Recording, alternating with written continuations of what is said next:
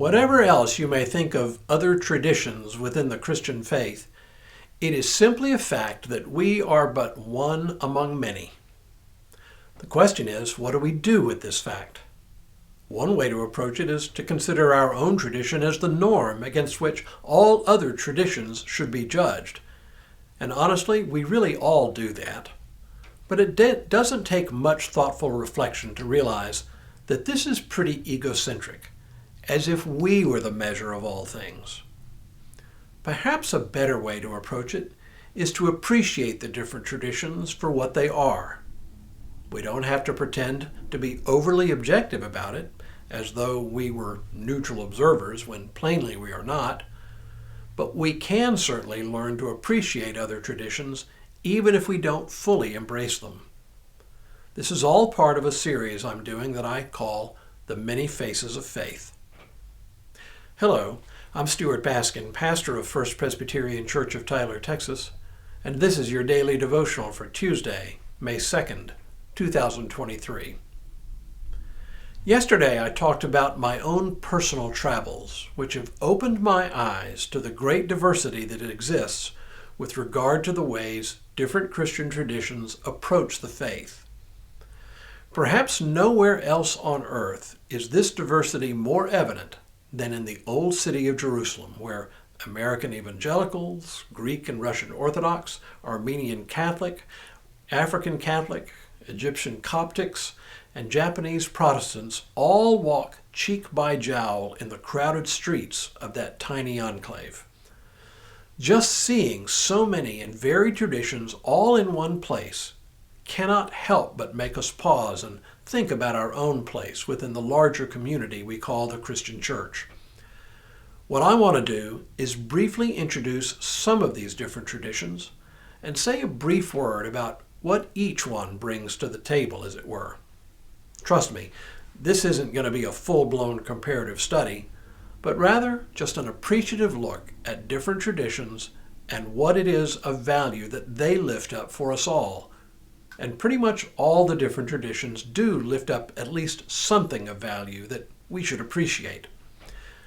Perhaps the best and easiest place to start is with our own tradition, which I'll call Mainline American Protestantism, which includes not only most of us Presbyterians, but also most Methodists, Lutherans, Episcopalians, some Baptists, and a smattering of others. Already you can see that I'm not going to try to lift up each and every different denomination. There are just too many to do that. But we mainline American Protestants have enough in common, in spite of our theological differences, to say something meaningful about. I could lift up a lot of things about mainline American Protestantism. Its commitment to a form of faith that takes seriously the claims of modern science without giving up on the more essential mysteries of the faith. An approach to faith that includes an appreciation of the life of the mind along with the heart. But perhaps the most important thing mainline American Protestantism brings to the table and lifts up before the whole church is its faithful engagement with the culture at large, or should I rather say, with the many cultures that make up America and the world. At its worst, this kind of faith can simply devolve into a kind of religious window dressing for people whose highest allegiances aren't to the church, but to the many centers of value within culture, whether in the economic realm, the political realm, or the social realm. At worst, mainline American Protestantism can become little more than an institution that lends moral legitimacy to culture, but which plays no other serious role in society. These weaknesses are certainly possible, and they do become manifest more often than we'd like, but at its best, mainline American Protestantism fulfills another role. It serves as the voice of the conscience of the culture, a role it could not play if it consciously tried to stand outside and apart from the broader culture. I've had several church members over the years, both here and in other places, tell me that they don't want me or other ministers to agree with them all the time in their views about the many issues that we face together.